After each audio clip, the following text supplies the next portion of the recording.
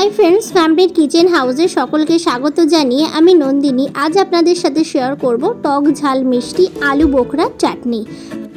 অনেকেই আছেন যারা শেষ পাতে চাটনি খেতে ভীষণই পছন্দ করেন আর ঘরে থাকা উপকরণ দিয়ে আজকের এই রেসিপিটি খুব সহজেই কিভাবে তৈরি করে নেওয়া যায় আর সেটাই আমি আপনাদের সাথে শেয়ার করব।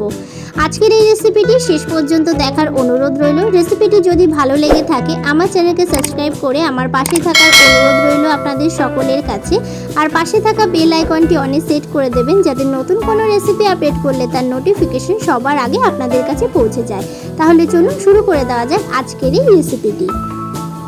আমি এখানে 15 থেকে 16টা মতো আলু বোখরা নিয়ে নিয়েছি। আমি যে আলু বোখরাটা ব্যবহার করছি এটা কিন্তু খুবই শুকনো এবং ড্রাই আলু বোখরা।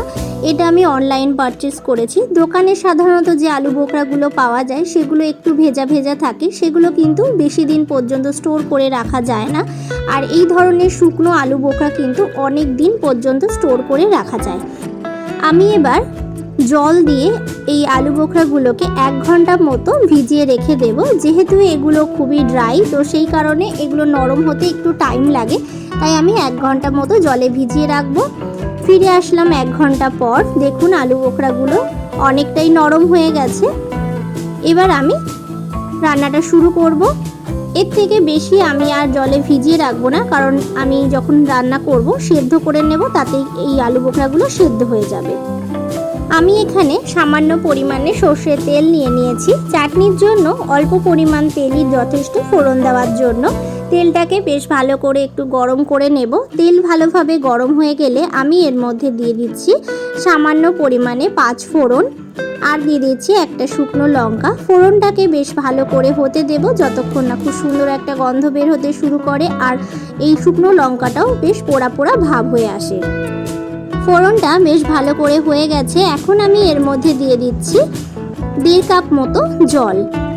প্রথমে আমি পরিমাণ মতো জল দিলাম, পরে আমি আবারও জল ব্যবহার করব। এবার জলে ভিজিয়ে রাখা আলু বোখরাগুলো আমি দিয়ে দিলাম।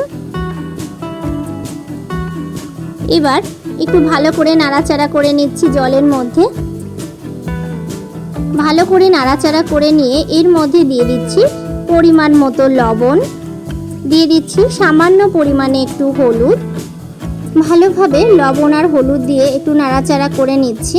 হলুদটা এখন একটু বেশি মনে হচ্ছে, কিন্তু যখন এই আলু বোখরাগুলো সেদ্ধ হয়ে যাবে তখন কিন্তু হলুদের এই রঙটা একদমই থাকবে না, আলু বোখরার গায়ে কিন্তু টেনে নেবে। গ্যাসের ফ্লেমটাকে লোতে করে ঢাকা দিয়ে আমি এই আলু বোখরাগুলোকে সিদ্ধ করে নেব। ফিরে আসলাম 5-7 মিনিট পর। দেখুন আলু বোখরাগুলো একদম রসগোল্লার মতো ফুলে গোল হয়ে গেছে আর হলুদের রঙটা কিন্তু একদমই নেই, পুরো সাদা হয়ে গেছে।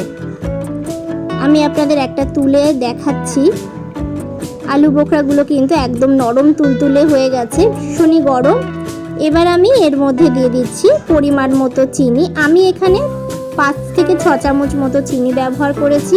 দিয়ে দিচ্ছি সামান্য একটু জলে ভিজিয়ে রাখা চাল মগজ, কাজু বাদাম, খেজুর। ভালো করে নাড়াচাড়া করে মিশিয়ে দেব। চাল মগজটাকে আমি আধ ঘন্টা মতো জলে ভিজিয়ে রেখে দিয়েছিলাম।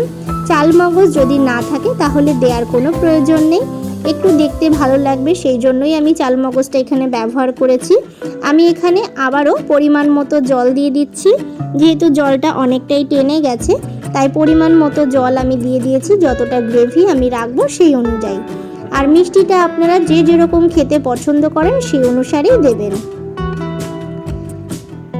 ভালো করে একটু নাড়াচাড়া করে মিশিয়ে নিয়ে আমি এর মধ্যে দিয়ে দিচ্ছি সামান্য একটু রেড ফুড কালার। আপনাদের কাছে ফুড কালার না থাকলে এই ফুড কালার দেওয়ার কোনো প্রয়োজন নেই। এই সময় আপনারা আবারও একটু হলুদ দিয়ে দেবেন, তাহলেও হবে। অথবা কাশ্মীরি লাল লঙ্কার গুঁড়ো দিয়ে দিতে পারেন, তাহলে খুব সুন্দর একটা কালার চলে আসবে। সেক্ষেত্রেও চাটনিটা দেখতে খুবই ভালো লাগবে।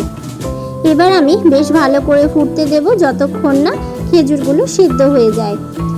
খেজুরগুলো আমি আগের থেকে জলে ভিজিয়ে রাখিনি। আগের থেকে জলে ভিজিয়ে রাখলে যখন চাটনির সঙ্গে সেদ্ধ হবে তখন কিন্তু একদমই গলে যায়। সেক্ষেত্রে খেজুরগুলো গোটা গোটা থাকে না এবং দেখতেও ভালো লাগে না। তো গোটা গোটা থাকলে খেতেও ভালো লাগে, তো সেই কারণে আমি আগে জলে ভিজিয়ে রাখিনি। আমি খেজুরগুলো সেদ্ধ হওয়া পর্যন্ত বেশ ভালো করে একটু ফুটিয়ে নেব। ভালোভাবে ফুটে গেলে আমি এর মধ্যে দিয়ে দিচ্ছি কিউব করে কেটে রাখা আমসত্ত্ব। আবারও ভালো করে একটু নাড়াচাড়া করে ফুটিয়ে নেব। এইভাবে ফুটতে ফুটতে চাটনিটা অনেকটাই ঘন হয়ে আসবে। একটু ঘন হয়ে আসলেই আমি এর মধ্যে দিয়ে দিচ্ছি সামান্য একটু ঝাল লাল লঙ্কার গুঁড়ো, সামান্য পরিমাণে বিট লবণ। যেহেতু প্রথমে লবণ দিয়েছি তো সেই কারণে বুঝে বিট লবণটা দিতে হবে। আর দিয়ে দিলাম একটু ভাজা মশলা।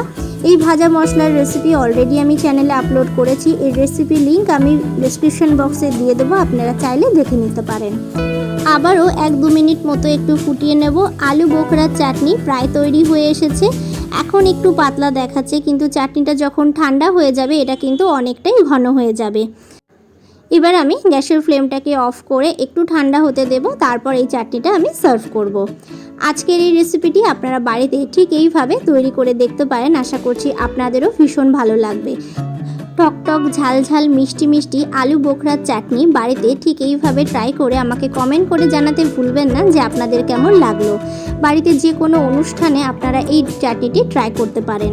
রেসিপিটি যদি ভালো লেগে থাকে লাইক করবেন, শেয়ার করবেন। সকলে ভালো থাকুন, সুস্থ থাকুন এই কামনা নিয়ে এখানেই শেষ করছি।